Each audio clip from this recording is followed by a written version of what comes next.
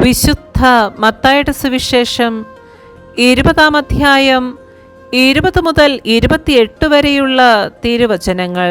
സബദീപുത്രന്മാരുടെ അഭ്യർത്ഥന. അപ്പോൾ സബദീപുത്രന്മാരുടെ മാതാവ് തൻ്റെ പുത്രന്മാരോടുകൂടെ വന്ന് അവൻ്റെ മുൻപിൽ യാചനാപൂർവം പ്രണമിച്ചു. അവൻ അവളോട് ചോദിച്ചു, നിനക്ക് എന്താണ് വേണ്ടത്? അവൾ പറഞ്ഞു, നിന്റെ രാജ്യത്തിൽ എൻ്റെ ഈ 2 പുത്രന്മാരിൽ ഒരുവൻ നിന്റെ വലതുവശത്തും അപരൻ ഇടതുവശത്തും ഇരിക്കുന്നതിന് കൽപ്പിക്കണമേ. യേശു മറുപടി നൽകി, നിങ്ങൾ ചോദിക്കുന്നത് എന്താണെന്ന് നിങ്ങൾ അറിയുന്നില്ല.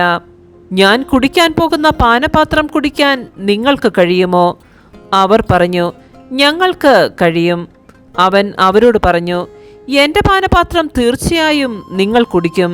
എന്നാൽ എൻ്റെ വലതുവശത്തും ഇടതുവശത്തും ഇരിക്കുവാനുള്ള വരം നിങ്ങൾക്ക് നൽകേണ്ടത് ഞാനല്ല, അതെൻ്റെ പിതാവ് ആർക്കു വേണ്ടി സജ്ജമാക്കിയിരിക്കുന്നുവോ അവർക്കുള്ളതാണ്. ഇത് കേട്ടപ്പോൾ ബാക്കി 10 പേർക്കും ആ 2 സഹോദരന്മാരോട് അമർഷം തോന്നി. എന്നാൽ യേശു അവരെ അടുത്ത് വിളിച്ച് ഇപ്രകാരം പറഞ്ഞു, വിജാതിയരുടെ ഭരണകർത്താക്കൾ അവരുടെ മേൽ യജമാനത്വം പുലർത്തുന്നുവെന്നും അവരുടെ പ്രമാണികൾ അവരുടെ മേൽ അധികാരം പ്രയോഗിക്കുന്നുവെന്നും നിങ്ങൾക്കറിയാമല്ലോ. എന്നാൽ നിങ്ങളുടെ ഇടയിൽ അങ്ങനെയാകരുത്. നിങ്ങളിൽ വലിയവനാകാൻ ആഗ്രഹിക്കുന്നവൻ നിങ്ങളുടെ ശുശ്രൂഷകനും നിങ്ങളിൽ ഒന്നാമനാകാൻ ആഗ്രഹിക്കുന്നവൻ നിങ്ങളുടെ ദാസനുമായിരിക്കണം. ശുശ്രൂഷിക്കപ്പെടാനല്ല, ശുശ്രൂഷിക്കുവാനും അനേകരുടെ മോചനദ്രവ്യമായി സ്വജീവൻ കൊടുക്കുവാനും മനുഷ്യപുത്രൻ വന്നിരിക്കുന്നത് പോലെ തന്നെ. നമ്മുടെ കർത്താവായ മിശിഹായ്ക്ക് സ്തുതി.